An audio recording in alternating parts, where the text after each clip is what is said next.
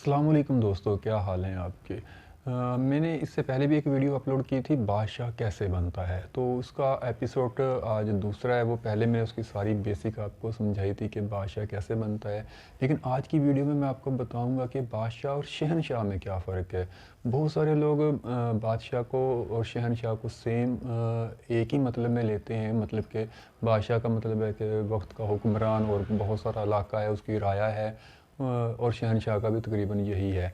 लेकिन इनमें एक फ़र्क है थोड़ा बहुत, वो मैं आपको समझा देता हूँ। क्योंकि अपने चैनल पे मैंने हिस्ट्री के मतलब बहुत सारी वीडियोस अपलोड की हैं, तो मैं चाहता हूँ कि आप लोगों के भी इंफॉर्मेशन में इजाफ़ा हो कि बादशाह कैसे बनते थे। अब आज की इस वीडियो में तो हम बादशाह और शहनशाह का डिफरेंस है, जो फ़र्क है, वो आपके साथ शेयर करेंगे।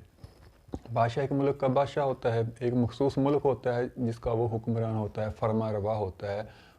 उसका जितना भी इख्तियार होता है अपने एक मुल्क की बाउंड्री के इर्द गिर्द के लोगों पे होता है। बाउंड्री के अंदर जितने भी लोग रहते हैं, जितने शहर देहात, वो बादशाह होता है। लेकिन शहनशाह एक मुल्क का शहनशाह नहीं होता, उसके ज़ेर तसल्लुत उसकी हुक्मरानी में एक से ज़्यादा मुल्क होते हैं। वो दो हो सकते हैं, तीन हो सकते हैं, चार भी हो सकते हैं। और पहले दौरों में जब चंगेज़ खान जैसा कि हुकूमत करता था, उसने तकरीबन आधी सिकंदर आज़म ने हुकूमत की, आधी दुनिया पर हुकूमत की। तो सिकंदर आज़म चंगेज़ खान शहनशाह थे। इनको शहनशाह का ख़िताब मिलता था। उनका अपना भी एक खान वाला ख़िताब था, लेकिन इसको शहनशाह का ख़िताब कहते थे। शहनशाह के नीचे बादशाह हो सकता है, मतलब कि एक शहनशाह है, वो एक मुल्क को किसी को हुक्मरानी दे देता है, वो उसको बादशाह कहा जा सकता है। लेकिन किसी बादशाह के नीचे शहनशाह काम नहीं करते। शहनशाह के पास एक से ज़्यादा ममालिक की हुकूमत होती है, उन पे वो फरमारवा होते हैं, वो अपनी मर्ज़ी के फ़ैसले करते हैं।